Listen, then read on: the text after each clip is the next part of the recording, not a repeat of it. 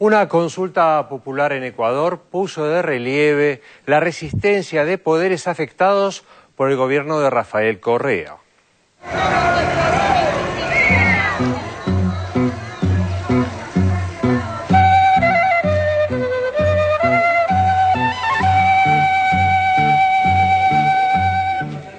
Lo que está en juego en Ecuador es uno de los valores constitutivos de la democracia: el pluralismo y la legitimidad de los medios de comunicación como constructores del sistema republicano, así como la eficacia de la justicia para garantizar seguridad y equidad entre los ciudadanos. La larga espera para conocer los resultados del referéndum del 7 de mayo de 2011 evidencia la importancia de la pelea y pone al descubierto el boicot de los poderes afectados por la consulta.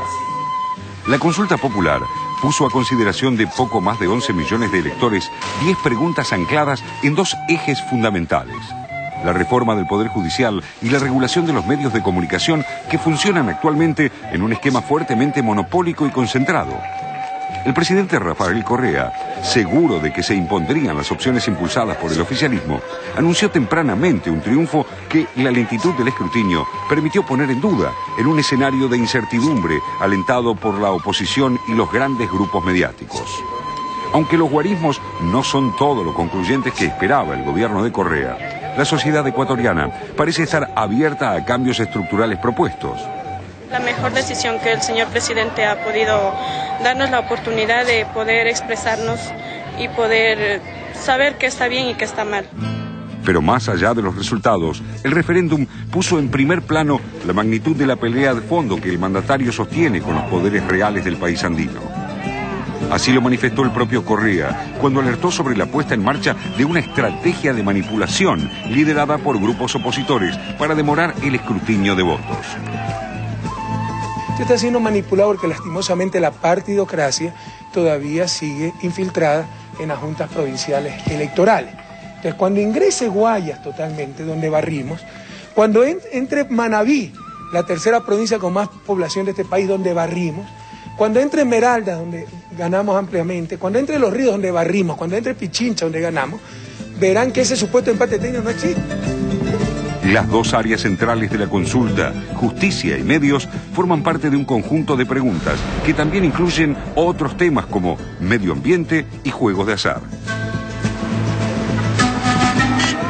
Ante la intensa campaña de los medios en manos privadas que instalaron la inseguridad como caballito de batalla de la vereda opositora, la gestión Correa abordó esta problemática de manera directa, proponiendo reformas en el sistema judicial. Si votamos por el no, vamos a seguir lo mismo de siempre. Con el sí es una esperanza para todo el pueblo. Así, las dos primeras preguntas del referéndum tienen el propósito de garantizar un proceso judicial justo y con plazos razonables para los imputados de delitos, más ágil y con menor riesgo de corrupción judicial. Propone impedir la caducidad de la prisión preventiva cuando ésta ha sido provocada por la persona procesada y permitir sancionar las trabas irrazonables por parte de los jueces. También se plantea una reducción del número de miembros del Consejo de la Judicatura, el máximo órgano de poder judicial ecuatoriano, de 9 a 5 integrantes. Primero, nadie va a manejar las cortes. Segundo, créanme que no soy prepotente, soy intolerante a la mentira, a la falsedad, a la mediocridad, pero sumamente tolerante al criterio opuesto. El texto de la pregunta número 3 plantea de manera taxativa la política del gobierno de Correa respecto de la concentración mediática. La pregunta a la ciudadanía dice textualmente: ¿está usted de acuerdo con prohibir que las instituciones del sistema financiero privado, así como las empresas de comunicación privadas de carácter nacional, sus directores y principales accionistas, sean dueños o tengan participación accionaria fuera del ámbito financiero o comunicacional respectivamente? La voluntad de regular el funcionamiento de los medios, evidenciada por este requerimiento a los ciudadanos, se interpreta como un paso hacia la democratización de las empresas mediáticas y sus contenidos.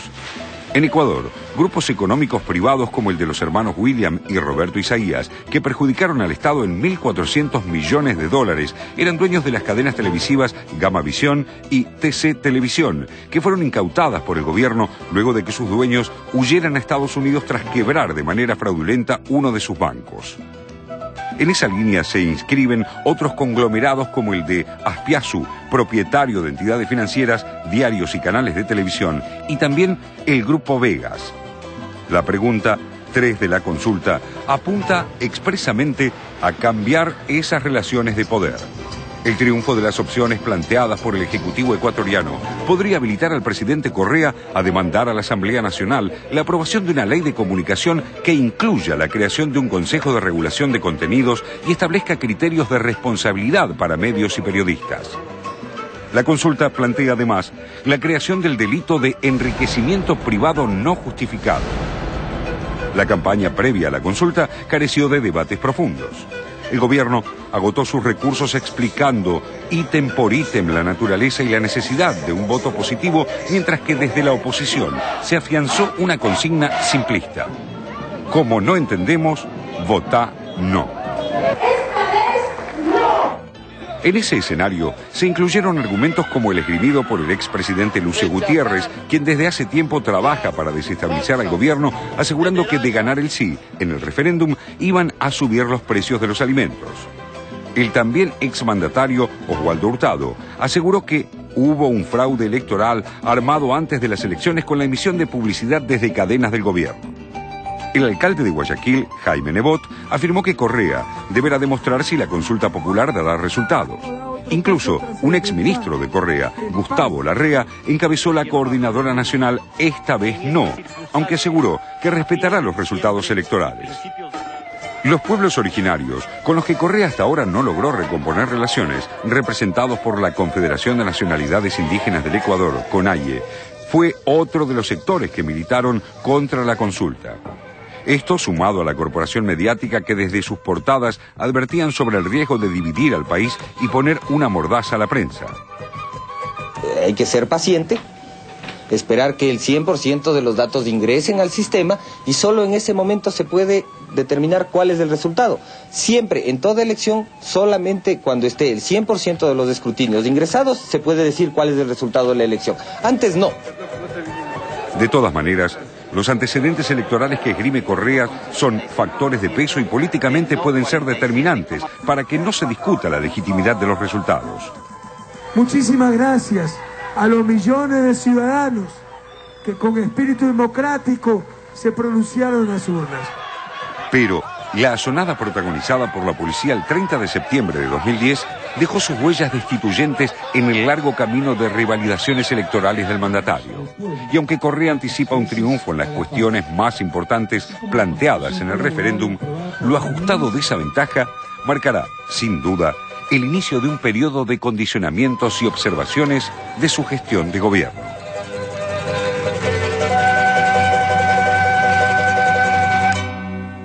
Y sin duda una etapa difícil la que tiene Rafael Correa por delante, con una lucha contra los medios y en una elección donde aparentemente los medios también le jugaron en contra, por lo menos en las especulaciones electorales, el apresuramiento en dar algunos resultados, ¿no? Sí, ahí hay dos cosas, ¿no? Por un lado, como decís vos, Correa tal vez se apresuró un poco por basarse en los resultados de boca de urna, que le daban una amplitud de 20 puntos, y entonces no fue tan así.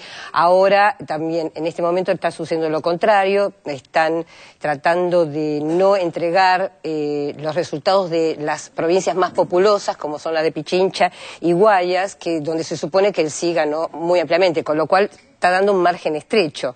Yo ayer hablaba, mira, con una periodista, con la directora de la radio pública, sí, bien digo, de Ecuador, y justamente me comentaba esto, ¿no? Que digamos, que hay una manipulación fuertísima, no solo por parte de los medios, sino también por algunos, digamos, escalones medios de los centrales electorales que están, de alguna manera, escamoteando los votos, los resultados, y esto aprovechado por los medios, ¿no? Que dicen, bueno, acá hay fraude porque no se saben los resultados, y están confundiendo. Hay dos elementos que aparecen muy repetidos en el escenario latinoamericano, por lo menos. Uno, que cada vez que un gobierno trata de avanzar sobre el tema de la propiedad de los medios, tratando de garantizar cierta independencia o transparencia en la propiedad, tiene una muy fuerte resistencia de todos los sectores de poder, no solo de los dueños de los medios. El otro tema es cómo el discurso en contra de estos gobiernos que intentan hacer o poner en juego este tipo de políticas,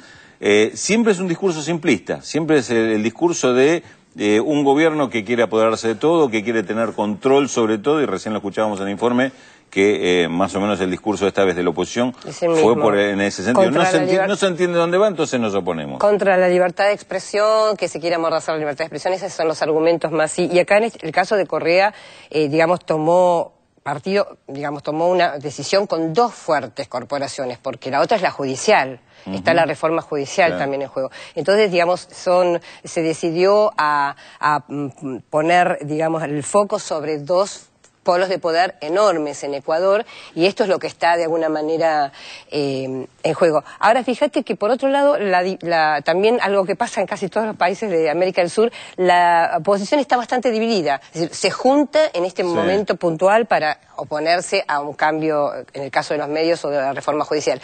Pero vemos que están por un lado el caso de los indígenas en Ecuador, por otro lado Guayaquil, que es el otro sector que se opone fuertemente, es el sector empresarial, y Lucio Gutiérrez, el expresidente, que es el que encarna, digamos, la derecha ecuatoriana más pura, ¿no? Ahora, estuviste siguiendo de cerca lo que fueron los cambios, el cambio de gabinete que hizo Correa esta semana. Este cambio de gabinete, quiero aclarar que tiene que ver con el 30 de septiembre, es decir, con el día en que se intentó un golpe de Estado y un magnicidio contra el presidente Correa. No tiene que ver con esta reforma, con el resultado de este referéndum. Digamos, apartó a aquellos ministros que se consideran menos fieles, podríamos decir. Es el caso del ministro del Interior, Alfredo Vera, que es el que sale, y cambia, en su lugar viene José Serrano, que viene de Justicia. Así que vemos ahí otra vez cómo la parte de la justicia toma un papel preponderante en Ecuador. Sale Serrano en Justicia y entra Joana Pesantés, que es asesora de Correa, y en el caso de Agricultura sale Miguel Carvajal y entra Stanley Vera.